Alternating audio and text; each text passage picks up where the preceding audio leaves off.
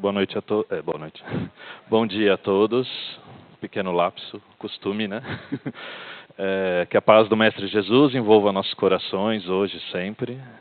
Vamos todos, por um momento, sentarmos confortavelmente à cadeira, esvaziar a nossa mente das preocupações do dia a dia, das tarefas, dos trabalhos que nos aguardam lá fora, de nosso compromisso, esvaziando a nossa mente para percebermos a presença do nosso anjo da guarda sempre ao nosso lado, para perceber a presença daqueles irmãos queridos que estão sempre conosco, nos desejando um bem-estar, nos desejando alegria, paz. Vamos todos elevar o pensamento ao Pai, agradecendo ao Pai pelo dia de hoje que Ele nos deu, esse presente de Deus.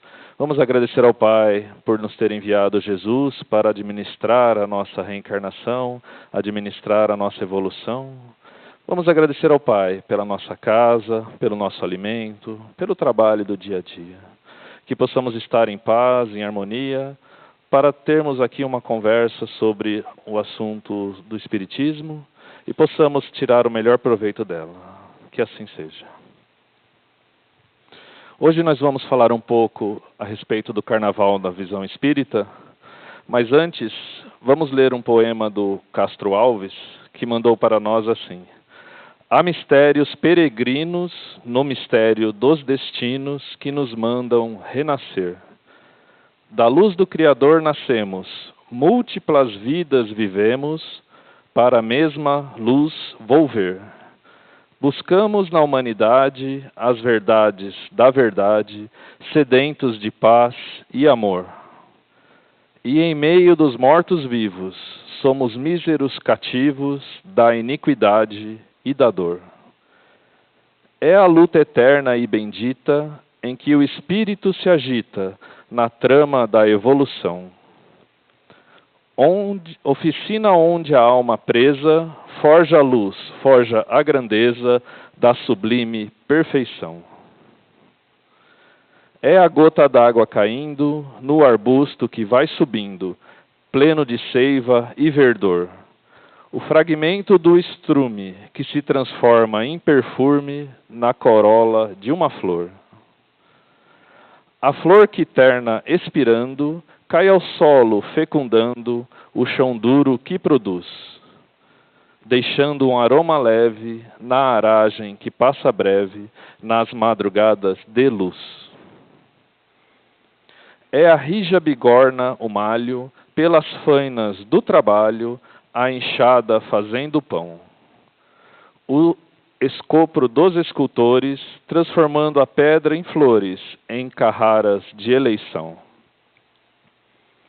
É a dor que através dos anos, dos algozes, dos tiranos, anjos puríssimos faz, transmutando os neros rudes em arautos de virtude, em mensageiros da paz. Tudo evolui, tudo sonha, na imortal ânsia risonha de mais subir e mais galgar. A vida é luz, esplendor, Deus somente é o amor, o universo é o seu altar. Na terra, às vezes se acendem radiosos faróis que esplendem dentro das trevas mortais. Suas rútilas passagens deixam fulgores, imagens em reflexos perenais. É o sofrimento do Cristo, portentoso, jamais visto no sacrifício da cruz, sintetizando a piedade e cujo amor, a verdade, nenhuma pena traduz.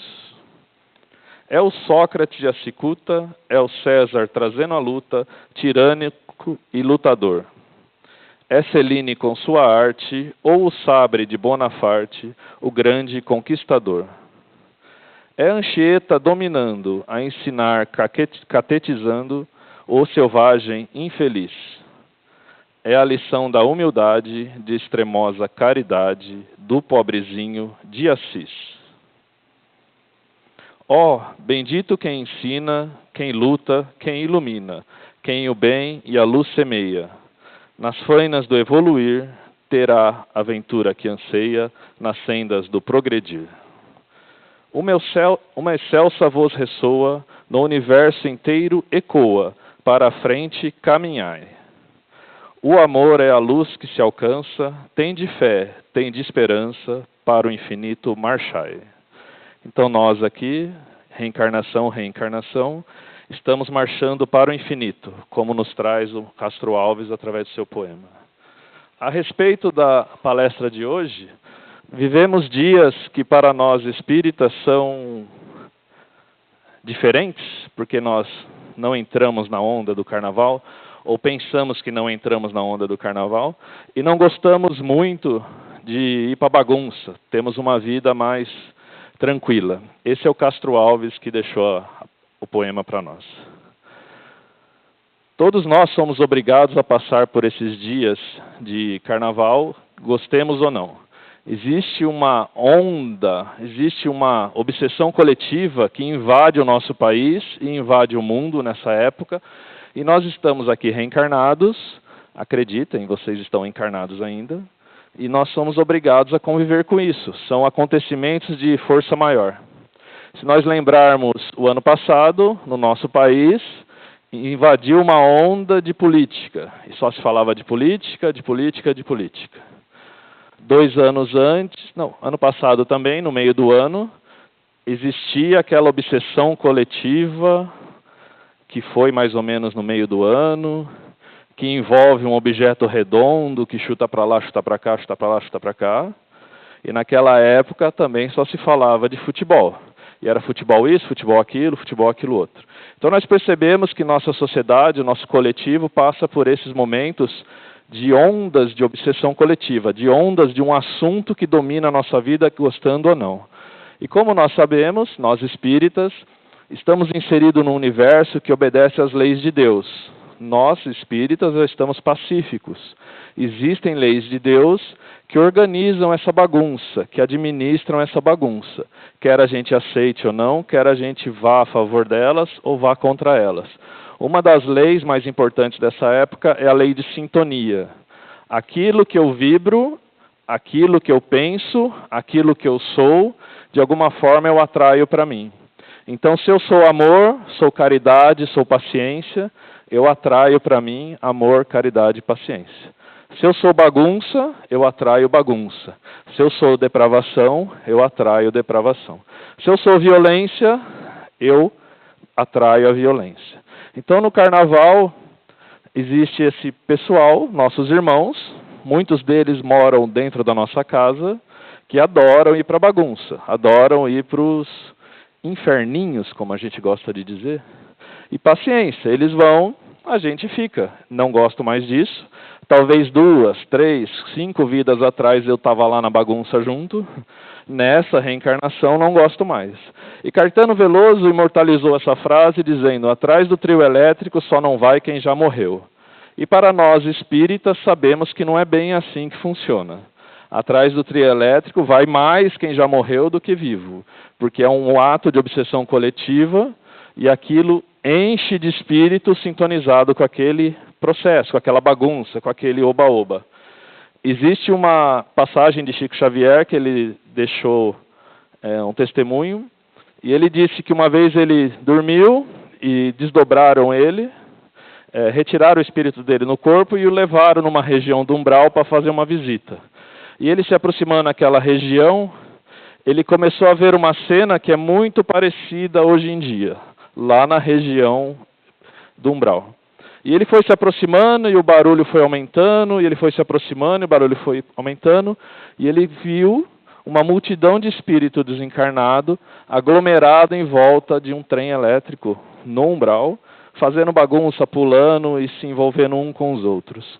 Então, como a nossa vida aqui é uma cópia imperfeita da vida espiritual, lá tem isso e aqui tem também. Ok? E essa lei de sintonia rege muito o nosso dia a dia. Percebam vocês, quando vocês estão em casa, e aqui fica a nossa gratidão às mulheres, porque de alguma forma as mulheres são o equilíbrio do lar.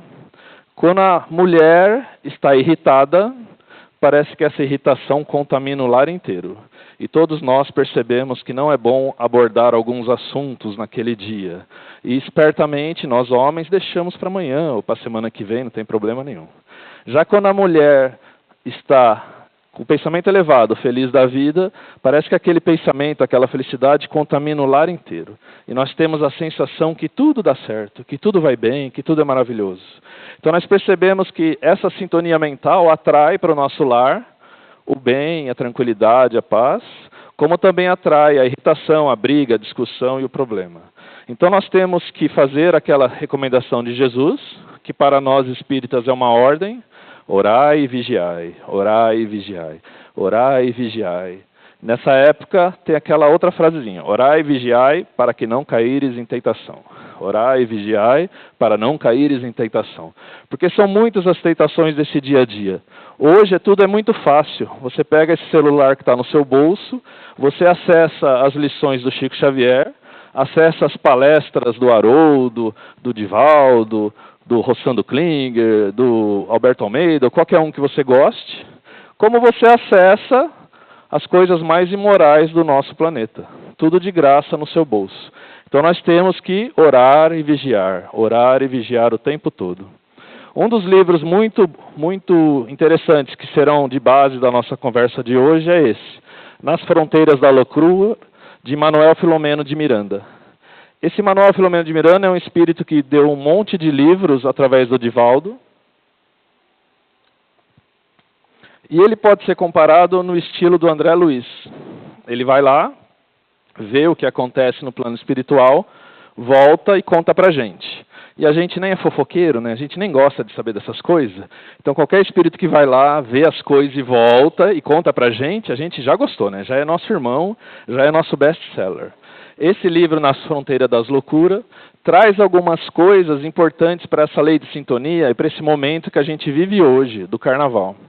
Lá o Manuel Filomeno de Miranda diz que logo depois que eu retornava à vida espiritual, percebi haver em torno da Terra faixas vibratórias concêntricas que a envolviam, desde a mais condensada material, próximas à área física, até as mais sutis, que nós chamamos de espiritual, distanciadas do movimento humano da crosta.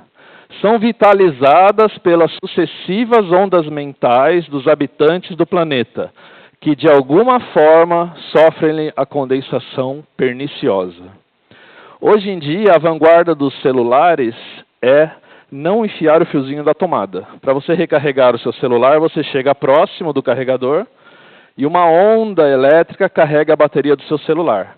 Já viram isso? Carregar o celular por indução?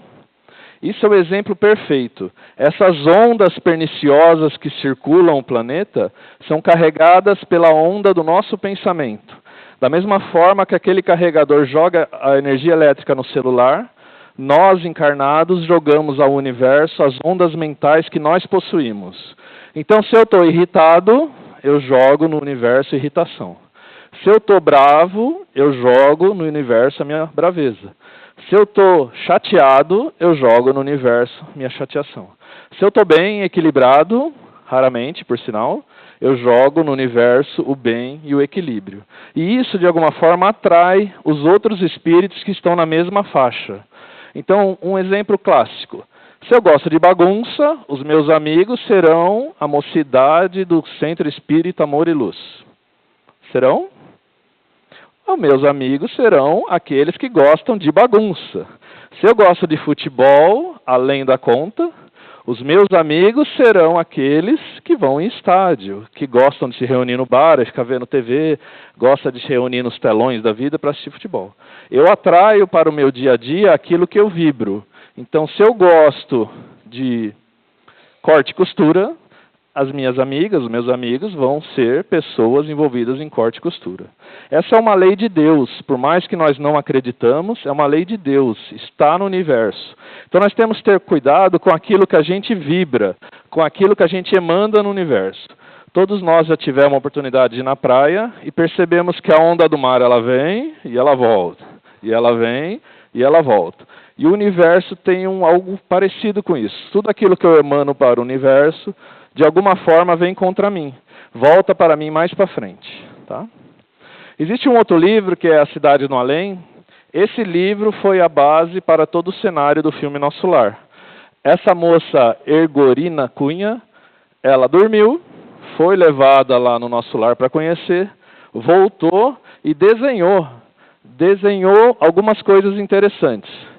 Ela diz lá que em volta do nosso planetinha azul existem como se fosse 7 andares, 7 círculos de diferenças vibratórias.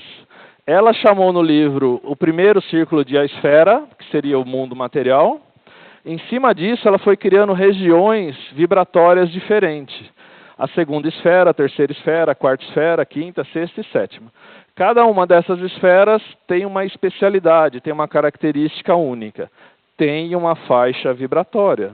Você morre hoje, desencarna, como os espíritas dizem, e você vai ser arrastado magneticamente para uma dessas esferas, de acordo com a sua vibração, de acordo com o que o seu espírito é, de acordo com o seu peso específico para os cientistas. Então, aquilo que você é vai te atrair para uma dessas regiões específicas lá. O nosso lar, ele está na terceira esfera, que nós aqui chamamos de umbral, né? E continuando, ela desenhou isso no livro. Alguém aqui assistiu o filme do Nosso Lar? Alguém aqui não assistiu o filme do Nosso Lar? E segundo as fofocas, já está para sair o Nosso Lar 2, Os Mensageiros. Olha que legal, né? Então nós vamos poder ver. Tem lá um castelo no centro, que é a administração, em forma de um triângulo de Davi, uma estrela de Davi, existe dividido o nosso lar. Através desses desenhos que constam no livro, que foi feito a parte do filme. Bem próximo do que a gente viu, né? E continuando, fora da doutrina espírita, nós temos esse livro, A Divina Comédia, de Dante Alighieri. É um clássico. Todo mundo que teve que passar por aquele processo obsessivo chamado vestibular, aquela coisa que suga as energias dos jovens e deixou eles maluquinhos, já ouviu falar desse livro, porque ele é comentado em alguns vestibulares. Conta na doutrina espírita que o Dante Alighieri dormia, ia levado lá no umbral, acordava com aquela memória na cabeça, ao contrário de nós que dormimos, vamos para o plano espiritual e muitas vezes não lembramos o que aprontamos. Lembramos? Raramente, né? Temos uma leve intuição. O Dante Alighieri era levado e ele acordava lembrando o que ele viu. E o que ele via, ele escrevia no livro. Então, a Divina Comédia pode ser visto como uma antecipação do que ele encontrou no plano espiritual. De certa forma, aquilo que nós encontraremos. Olha o Dante Alighieri, que bonitinho, né? Todo de vermelho, com essa roupinha da moda, chuchuzinho, né? Vamos lembrar que o Dante Alighieri, e nós também, percebemos algo do nosso dia a dia e contamos com o verniz do nosso conhecimento. Então, se nós fôssemos lá no umbral, o mesmo inferno que ele viu, e ele chama de inferno, e víssemos lá um bando de bêbados sugando garrafa, bebendo garrafa, nós traríamos para cá e falaríamos, eu tive um sonho essa noite, eu fui numa região de dor e sofrimento, e lá eu vi muitos irmãos alcoólatras se agarrando nas garrafas e tentando extrair daquelas garrafas alguma coisa. O Dante Alighieri, que naquela época o catolicismo dominava o nosso planeta, ele escreveu no livro com o verniz do conhecimento dele. Então, aquilo que ele fala de uma forma, nós com certeza falaríamos de outra. Tá? Lá no livro, ele foi dividindo em 18 etapas o inferno dele. Nós aqui na Terra dividimos em 3, né? Umbral, trevas e abismo. Lá ele deu uma caprichada. Tudo aquilo que ele foi vivenciando, ele foi escrevendo no livro. Então, para cada faixa de vício, para cada faixa de dor e sofrimento, ele trouxe no livro dele aquilo que ele encontrou. Irmãos nossos sofrendo junto, porque eles vibram junto e eles se agrupam. Lá no filme do Nosso Lar, nós vemos o André Luiz morrendo, lá da operação, e automaticamente ele ascende ao céu, feito um anjo, carregado pelos ajudantes de Deus, de Cristo, e vai ser feliz pro resto da vida. Isso que nós vimos? Não. Ele despenca montanha abaixo e enfia a cara na lama. olha só que reflexão para nós. Como é que está a sua reencarnação? Sua reencarnação está estilo André Luiz, lá no filme? Quer dizer que se você dá um piripaque e morre, você... dentro da lama, vai bebejar a lama? Ou que você já está mais tranquilo, mais eterizado, mais sublime, e você vai ascender para esferas superiores? Vamos pensar nisso, tá? Então, da mesma forma que aqueles irmãos do inferno de Dante Alighieri sofrem lá, nós espíritas vemos a mesma coisa com outros olhos e contamos para nós e para os nossos amigos, para os nossos filhos e parentes, com o verniz da doutrina espírita. É tudo uma questão de sintonia. Um outro livro que fala dessas esferas vibratórias é esse aqui, que já é espírita, do Mário Frigeri. As 7 esferas da Terra. Olha que coincidência, né? 7. 7 lá na Ergorina, 7 aqui no Mário Frigeri. E ele conta que ele dividiu essas esferas da seguinte forma: trevas, abismo, crosta terrestre, é nós, mano, crosta terrestre, estamos no 3º andar ali. Acima de nós, o umbral, onde fica o nosso lar. Aí o 5º andar, arte, cultura e ciência. O 6º andar, o amor fraterno universal. E o 7º andar, diretrizes do planeta.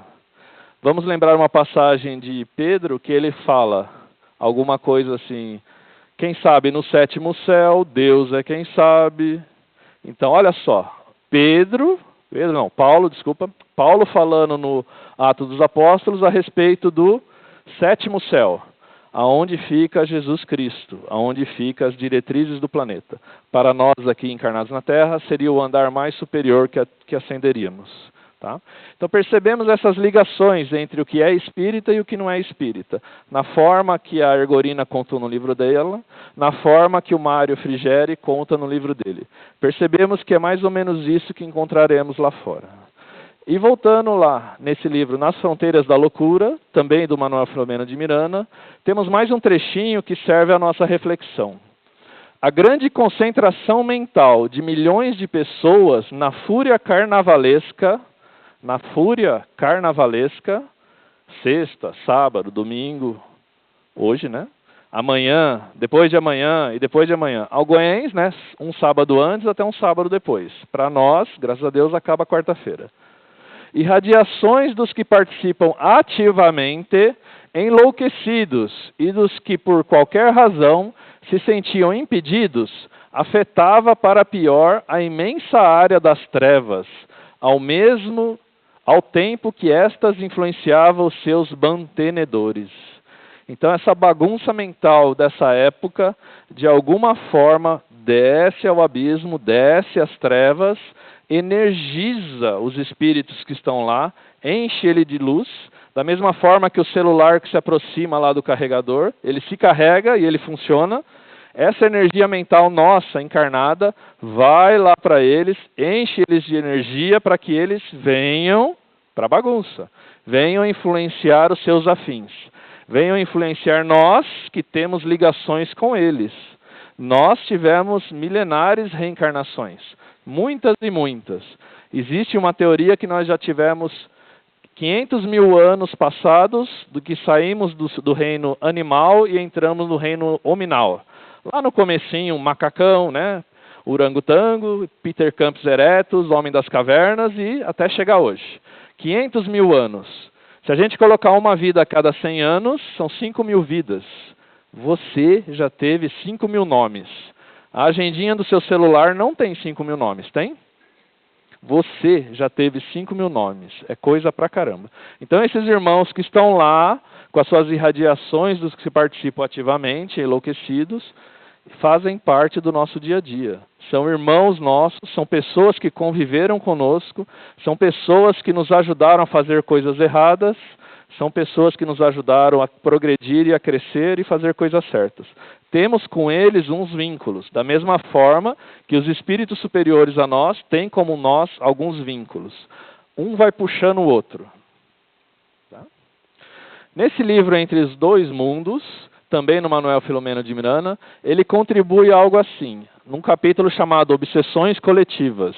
Já viram de onde eu tirei o nome lá, que o futebol é uma obsessão coletiva, que as eleições é uma obsessão coletiva, e esses temas que se instalam de tempos em tempos viram uma obsessão coletiva.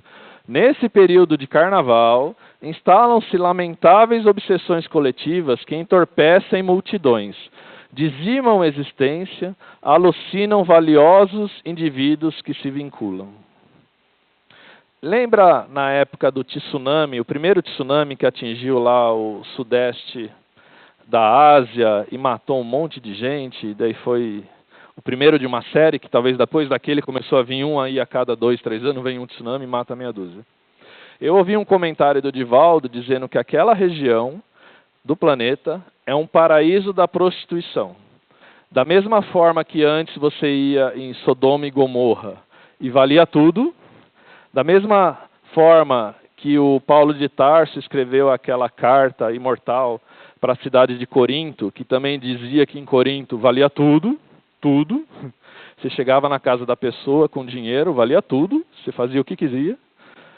Aquela região do planeta hoje tem muito, é um paraíso da prostituição, é um paraíso do turismo sexual, que vale tudo. Passamos a entrar numa época de transição do mundo de provas e expiação para o mundo de regeneração. Precisa dar uma limpada no ambiente.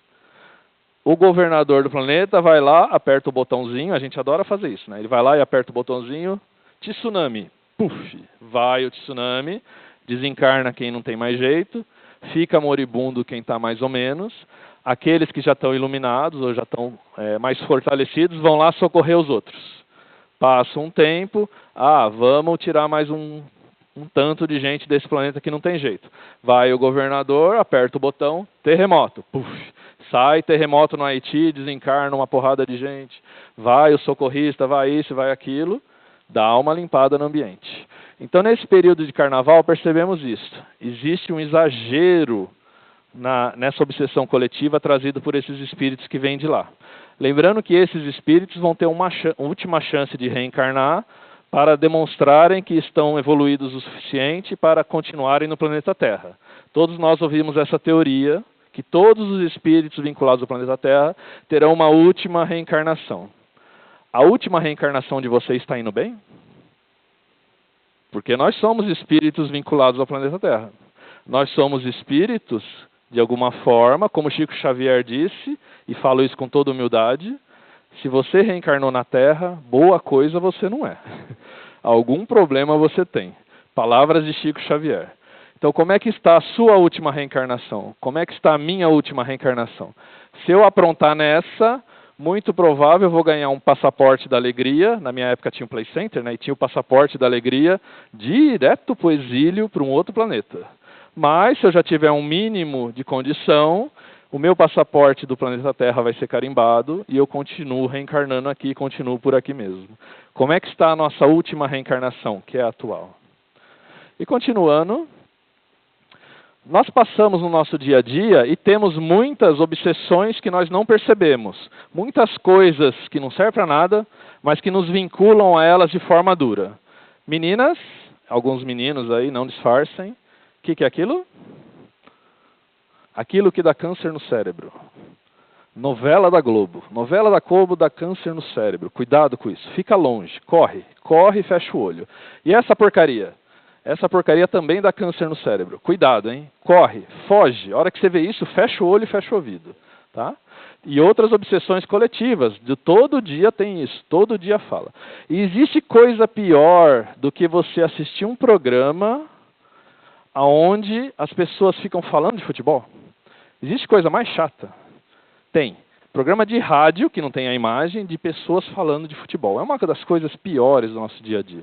Uma das coisas mais chatas. E nós nos vinculamos a isso. E nós chegamos a brigar, a se matar e a matar aos outros por causa de futebol. Veja aquele pessoal que se veste de verde, né, não vamos dizer nomes, aquele pessoal que se veste de preto e branco. Esse pessoal não pode se encontrar no metrô, não pode se encontrar na esquina, porque um está de verde e o outro está de preto e branco, eles se matam na porrada. É paulada, é pedrada e o caramba. E uma vez, eu tenho um parente que é obsidiado dessa forma, né, não perde um jogo, e ele conta que estava lá a torcida organizada dele e tal, de repente para um táxi, desce duas menininhas loiras, e o pai desceram no lugar errado do estádio. Desceram no lugar errado, no meio da torcida organizada do outro time. E olha o que ele falou. As crianças provocaram uma injeção de moral tão forte que ninguém deu um pio. Por causa das crianças, nada aconteceu. Se aquele pai tivesse sozinho, tinha levado umas porradas e tirado a camisa e etc, etc, etc. As crianças estavam com ele, os 3 de camiseta do time. Ninguém deu um pio, ninguém falou nada. Olha o respeito que uma criança causa. Por isso que Jesus disse, deixe vir as minhas criancinhas e não as impeçais. É algo diferente para nós. Tá? E as outras obsessões? Passamos por certas obsessões? Obsessões do dinheiro? Obsessões da gula, da comida? Temos essas obsessões no dia a dia? Temos esses vínculos mentais que nos, de alguma forma, exageramos e estragamos a nossa reencarnação. E voltando no livro Entre os Dois Mundos, falamos da afinidade. Acurando a vista, podia observar que, não obstante a iluminação forte, pairava uma nuvem espessa onde se agitava outra multidão, porém de desencarnados, mesclando-se com as criaturas terrestres, de tal forma permeada que se tornaria difícil estabelecer fronteiras delimitadoras entre uma e outra faixa de convivência. Então as pessoas estão lá, nessa bagunça, no dia a dia, e são assediadas pelas trevas. Eu não vejo os espíritos, graças a Deus, não estou pedindo, não quero nem ver. Vocês imaginam que não veem os espíritos. Imagine o seu dia a dia se você visse essas mãozinhas o tempo todo em torno de você. Você seria uma pessoa feliz, calma, tranquila? Ou você seria um maluquinho desses aí que sai correndo e grita, etc., candidato a se internar ali na clínica Saião, que é próximo de nós? Então essas coisas atrapalhariam o nosso dia a dia.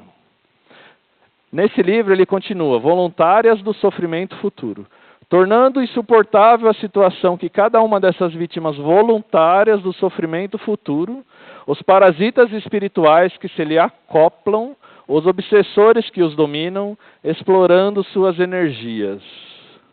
Parasitas espirituais. Olha só o Manuel Filomeno de Miranda nos dando uma boa ideia. Então aquele que é alcoólatra vai para o bar e leva consigo o irmão espiritual que é alcoólatra, que precisa sugar aquela energia. Muito cuidado quando nós olharmos para essa cena e julgarmos o desencarnado, o obsessor. Uma vez eu fiz uma prece para um parente meu que é alcoólatra, pedindo que eliminasse da presença deles os obsessores, que ajudasse ele, blá, blá, blá, blá, blá, blá.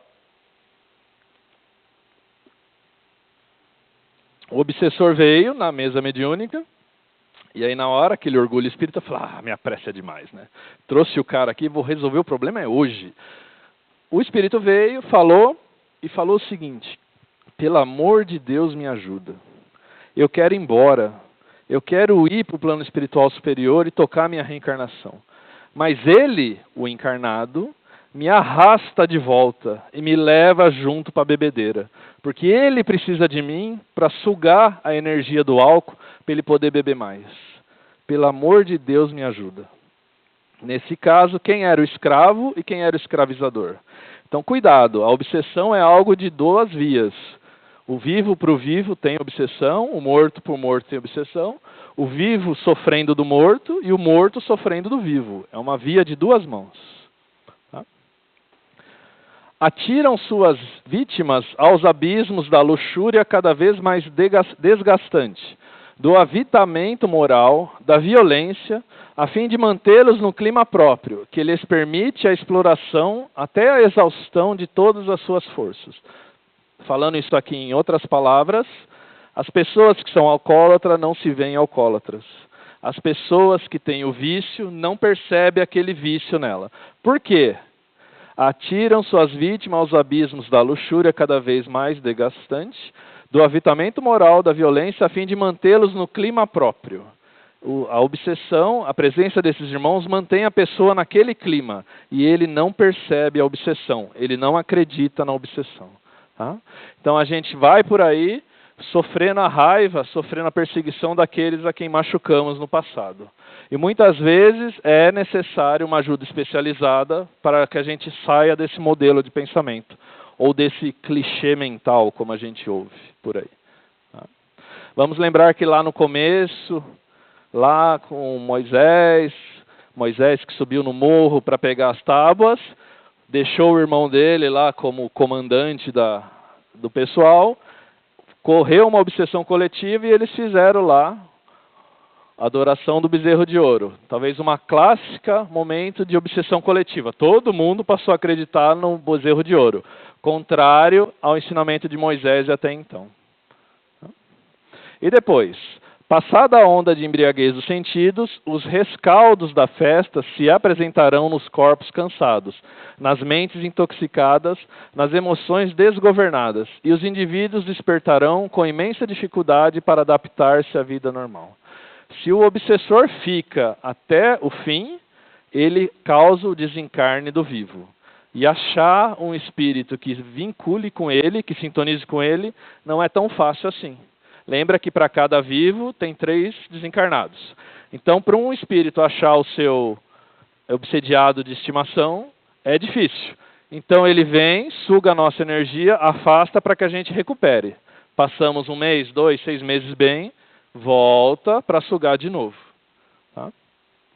Em face dos desconcertos emocionais que os exageros festivos produzem nas criaturas menos cautelosas, há uma verdadeira infestação espiritual, perturbadora da sociedade terrestre, quando legiões de espíritos infelizes, ociosos e perversos são atraídas e sincronizam com as mentes desarvoradas.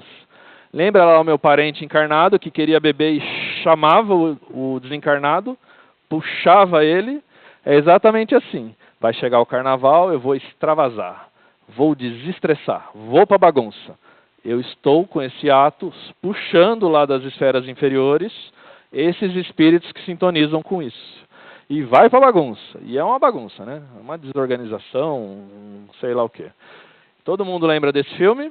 Que eles se drogam e não sabem o que fazem. É um problema. A gente acorda e não lembra o que fez.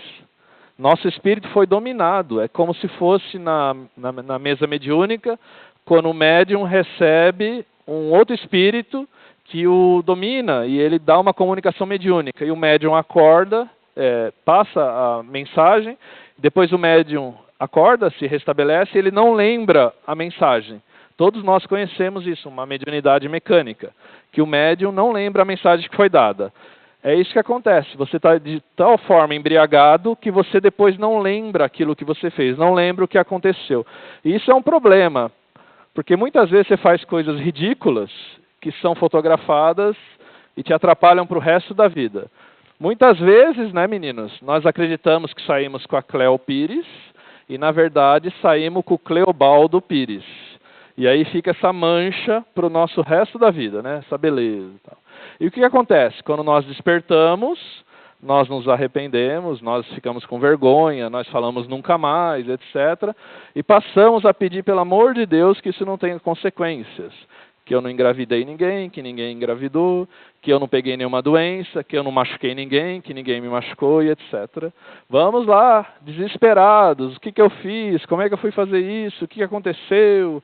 E aí encontramos sempre em Jesus o porto seguro. Lembremos que nós todos temos um advogado para cuidar das nossas encrencas perante Deus. Temos um amigo fiel para cuidar de todos os nossos erros perante a lei de Deus, perante a divindade. Esse amigo sempre estará conosco, está sempre disponível. Quando nós erramos, o ensinamento nos passa que passamos por 3 fases. Para cada bobagem que fazemos, passamos por 3 etapas. A primeira é arrepender-se, arrependi daquilo que fiz.